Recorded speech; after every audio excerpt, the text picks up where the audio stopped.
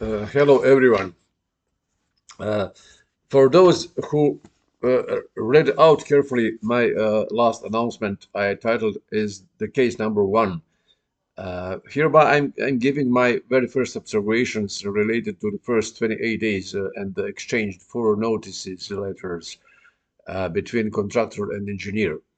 When the parties came to the dispute, actually, when DAB was already in force, I was asked to give my humble opinion and advise contractor how to proceed. So the further observations originate actually from that time, advising time, where my conclusion was that both parties administrated the whole process with many using the best words I have to say, imprudences, recklessness, recklessnesses. So neither party shall win. It was my, let's say, my conclusion. At the end, parties became aware of the reality and solved the dispute in a way peacefully. I am free to address you whether uh, you are an employer, a contractor, or engineer, since it's we all can come in the different positions.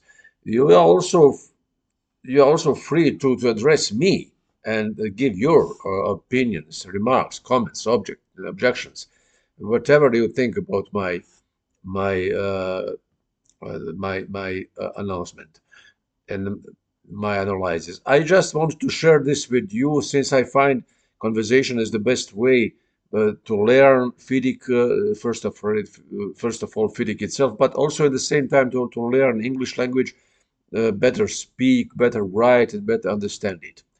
So the most important thing when you as contractor are to make the first notice about some event, act, or any circumstance which you, in your opinion, endangers fulfillment of your obligations, contractual obligations under, and thereby entitles you in a way to extension of time and or additional payment. It is to define very precisely one or more sub clauses you are going to refer to during the all phases, possible phases: the pre-claim phase, the claim preparation, the engineers trying to solve the matter, the issue peacefully, in a peaceful manner, engineers determination phase, later also possible dispute phase, dispute resolution, and then up to the DAB and even arbitration. So once you analyze your position properly and in detail and made the decision to which sub clauses you are going to refer to, you have to understand perfectly every single detail of sub clauses or sub clauses, content or more contents from both points of view. From your point of view, which means very carefully reading through and meticulous analysis of all your obligations, rights, risks arising from the text of subclause. Analyze the text perfectly, in detail, including all other subclauses connected to this subclause or any specific provisions mentioned there. But also very important is to which is mostly overlooked, FIDIC guide. You can find all clauses and subclauses, but also additionally a lot of interpretations, a lot of useful explanations, and even completely new things which you would never maybe think about during the time when you have that problem. Engineer from the another point of view is engineer's point of view, or employer's point of view at the same time. It means very carefully reading through and meticulous analysis of all their, let's say, obligations, risks, possibilities during the dispute avoidance, maybe, and arbitration board members, or even a judge obligations and then rights arising from the text of the subclause itself, including all other subclauses and or any specific provisions mentioned there. So In this specific case, I found that at least I found it, I have to say, a lot of imprudences in writing notices and letters by both by contractor and engineer. Here, for example, are some contractors' imprudences. From the very beginning, the title of the notice of the letter must be very precise, must be very precise and clear. You must use the exact same words, expressions, and do not say, as here in this case, we have the word, for example, unpredicted or unpredictable. Since in English language, unforeseeable and unpredictable have different meaning. Engineer understood this as unforeseeable. This is not a problem. He didn't argue this fact. But in the future, nobody knows. Uh, this is the sign of some, let's say, at least not not this imprudence, but at least uh, could be, let's say, the a bad sign to somebody. And I think I'm sure you understand what I mean about.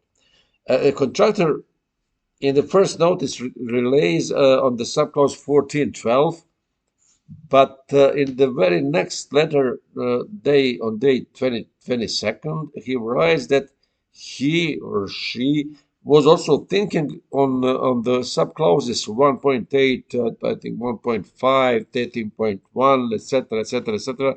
So obviously he didn't analyze in detail his or her entitlement base.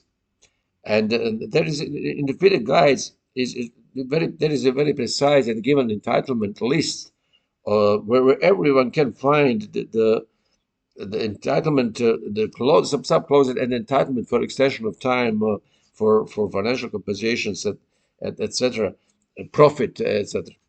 Though I think you do not need this table. You have to know FIDIC perfectly, so that any time somebody says let's say, speaks about some subclause, you have to know if you inside of this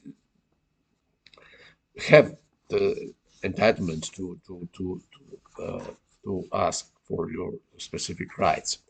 If not doing so, you give to the potential DAB, let's say, a very bad impression, first impression, showing in a way your confusion. So better wait couple days, maybe more, couple days more, and instead of two notices, write a single one, but correct one.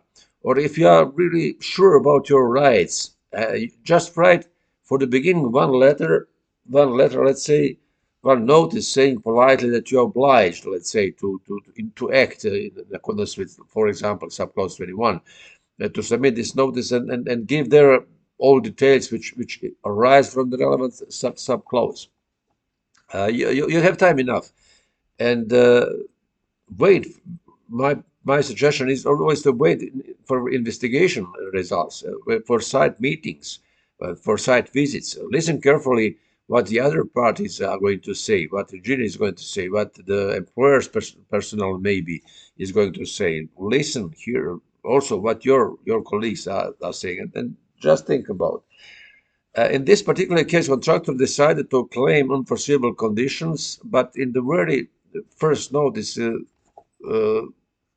is asking engineer to issue instruction instead to ask only for a determination or ask for just acting to engineer to act in accordance with his or her obligation. It seems that contractor is not aware that engineer under subclause 1412 just may give instruction. He's not mandated, he's not obliged to give instruction, but shall, on the other side, must make fair determination.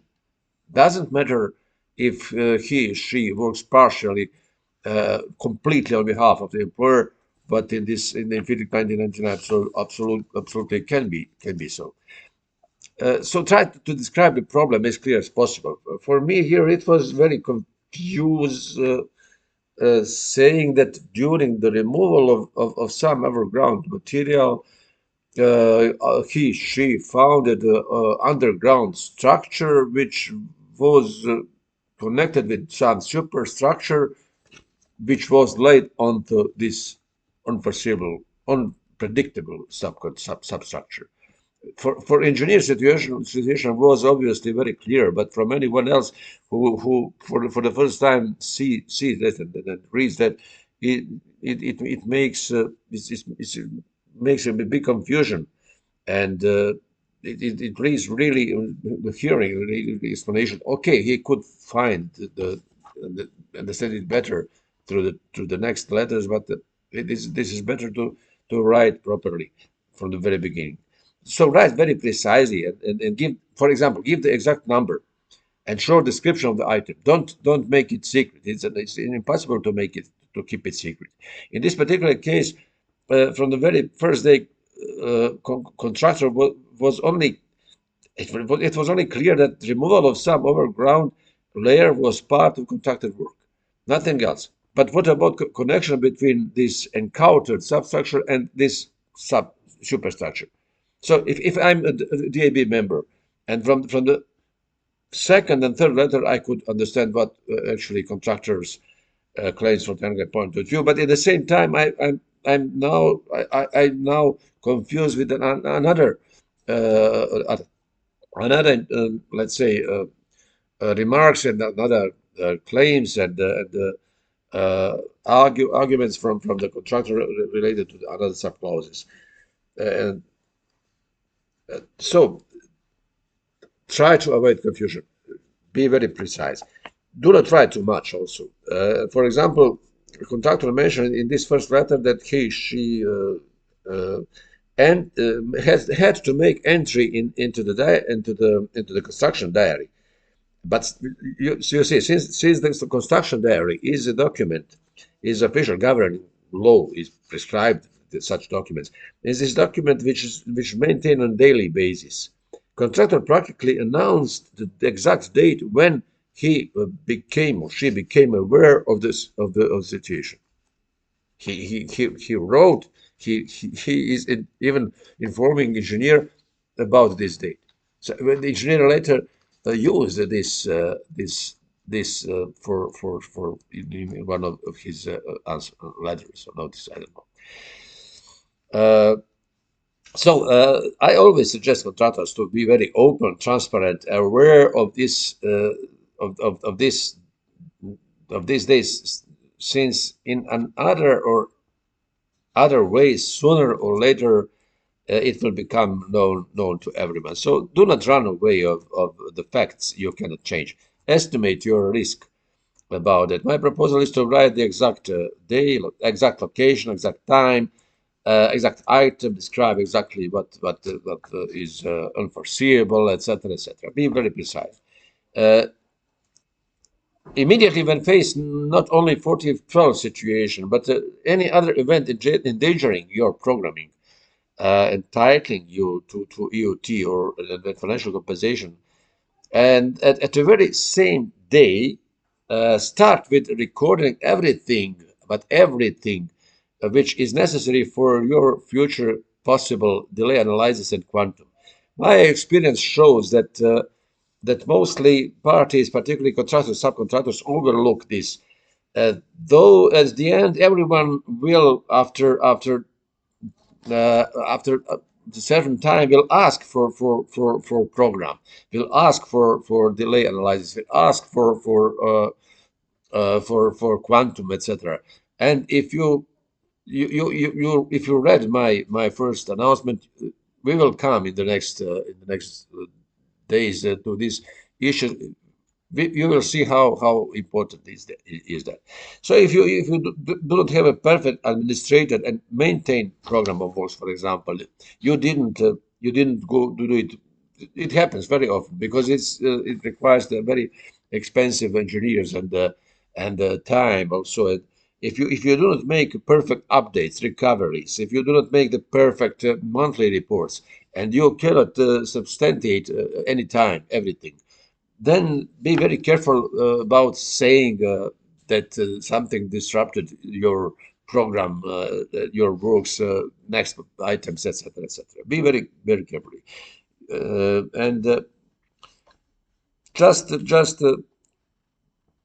you can always make a retrospective analysis of everything, but it requires gain much more knowledge, experience, and still is very very difficult to defend. You also have to face with your contracted items price breakdown and renew them immediately, since you could be faced also with obligation to prove the reason for cost increasing in regard to working resources, for example, equipment, resources in general, energy costs, machine costs, and at the end, the overhead ones, let's say head overhead office, head office overhead costs, site fixed costs, etc., etc. So in such cases, insist on meetings and decides visits before sending notice. At least kindly insist by engineer instead of instruction. Insist to issue to organize a site visit meetings, showing in this way your good faith and willing to solve the issue peacefully. Act cunningly, if I make say like that. In this specific case, contractor immediately in the first notice requested, in the second, even he I have to say again, very is imprudently represented as the claim notice, uh, the second letter. He was free even to give engineers 7 days time, deadline time to give instruction, since because he needs this instruction to prepare his claim properly. If if I was engineer, I would say at the end, who are you to teach me about my obligations? I know my deadlines and my obligations as an engineer, so I do not need anybody to remind me about. Thank you, but I really do not need this. Though I could give you further suggestions and remarks. Here are just one more of them. Avoid to send a letter which doesn't have the clear title "Notice to Claim," because in this case, contractor wrote that due to upcoming deadline, sometimes due to upcoming deadline, that letter had to be treated as the claim notice in accordance with FIDIC 21 20 that one. I am not sure if this is the proper. Most probably it would be accepted by DAB, but I do not suggest such approach. And since also the Red Book gives more than enough time to submit everything with the practical time frames and to give the exact titles, exact words, use the exact wording. What about to say about engineer imprudences? As engineer, even if I know the whole project very well, I would never answer at the very next day, the day number two engineer answer to the contractor, immediately starting to defend uh, uh, employer's position, telling that, let's say, my engineers are on the side on daily basis. They prepare to investigate the issue. Hereby, this you indirectly show that the issue might be known to you from some informal communication, which are not popular. And on the other side, you are not someone who has to be called to site to visit to visit the site, but you are the person who is obliged, who shall and invite one or the best both parties organize meeting, site visit, if needed, as well as proposed and agreed time and location, and in general proceed in accordance with the relevant as subclause, in this case 14.12. But also from your most important obligation arising from the subclause 3.5, determination. Because you as engineer, you are obliged to submit determination on any matter you are asked officially for, and which is exactly described in relevant subclauses. So from the very first day, you have to start to prepare determination draft, let's say. Start that immediately, collecting all necessary details from both parties, from the meetings, from everybody, from employer, even from all sources. And at the same time, it's very indicative that engineer response to contractor letter from the day 2022, which was not titled as notice of claim, was by engineer titled as reply to the contractor's notice of claim. I would never write that. Even it is correct from the engineer point of view. It is showing the engineer that okay, he understood the contractor's letter as a claim notice, but uh, contractor was imprudent, and so engineer wrote like that. So this is, let's say, also not so the big problem. Uh, but on the other side, I also in the same way as I wouldn't answer on the very next day, I also wouldn't, and I don't suggest to wait the let's say some specific last day or some. In this case, indicative is that the engineer wrote his letter on the 28th day after, let's say, after the day first, the day number one, and which is exactly the time for contractor to submit the claim notice. But in this letter he wrote, you could see that he wrote that in contractor was aware of event 8 days before the day number one through the entry in the construction diary. So it's therefore not, it wasn't quite smart from contractor side to put it in the diary and to say that even it's impossible to keep it a secret. With his letter dated on day 28, engineer entered into a large polemic, and I understood that more as determination already. Engineer started and discussed about all possibilities, everything, explained the issues, the whole superstructure, substructure, the connection. He gave the attachments. He gave many. He made actually the let's say preliminary determination. Uh, FIDIC guide allows engineer to make interim determination, and why he didn't use that? He should, and not wait this to come to 160 or 120 days when he issued officially, finally issued the determination. Uh, Engineer, whenever possible, should insist also on program. It is very important. It's regular, monthly or more frequent updates, recoveries. Insist on detailed monthly reports and many other contractors' obligations, but only if he or she from the very beginning of the project insisted in the same way on that, and not only in the time when something happens, because this is the the FIDIC, this subclause, let's say 14.5 is also useful, could be useful also for engineer.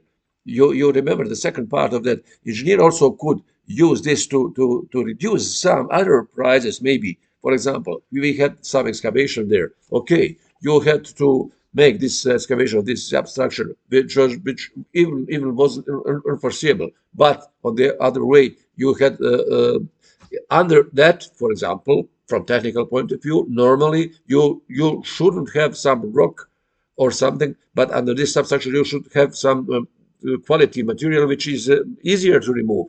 So your engineer could use this to say, okay, this was more favorable.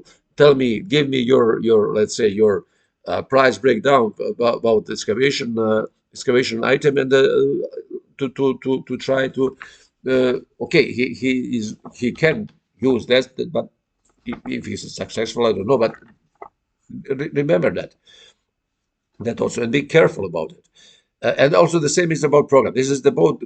This is the mutual. This is the two-side traffic. This is not the only on one way. And okay, I'll let you do not fulfill your obligation, and when I need to use it, I'm going to use. This is not okay. Engineer has to emphasize permanently on that, and give a very precise comments, at least on this about the program. Uh, because DAB, when seeing that there is no initial program, there is no the baseline, there are no monthly reports, there are no recoveries, there are no, let's say, some overviews, some status of some items, etc., etc., etc. He could have impression that the side that the parties agreed in a way, but it happens. The parties sometimes Agree. Okay, we are not going to waste the time for the experts, and we are going to make the Gantt charts and these things at all. We are going to agree everything peacefully, and it happens. It happens really. And why I am always talking about DAB, because everything what happens, you always have to think about the possible DAB time or DAB or even the arbitration time. And whatever you write, it is not my, these are not my words. I also read it from some. You have to think as the DAB, because they do not like the thousands of pages, and also do not like the confusion. They like the precise, exact uh, things and everything. So I don't know, the this the would be conclusion of my first observation. Uh, part my both contractor and engineer, in my opinion, spent 28 days just to exchange different views on the same issue in subject, and didn't follow very precisely defined steps, rights, obligations given in FIDIC Red Book 1999, which is here the case, and the FIDIC guidelines and other relevant documents, which are, let's say, mandatory, which are very useful, and even other sources. So my friends, think about for a couple of days, and anytime, use anytime you need, and here I will try to put also one excerpt related to the first 28 days, and you can see also my full video again, and we can continue soon. I am not angry if nobody answers, if nobody comments. This is one kind of the practice also to me, to improve my knowledge, to improve my English at least. So thank you very much for your attention. Have a nice time, and I remain yours, fightfully, Sergei.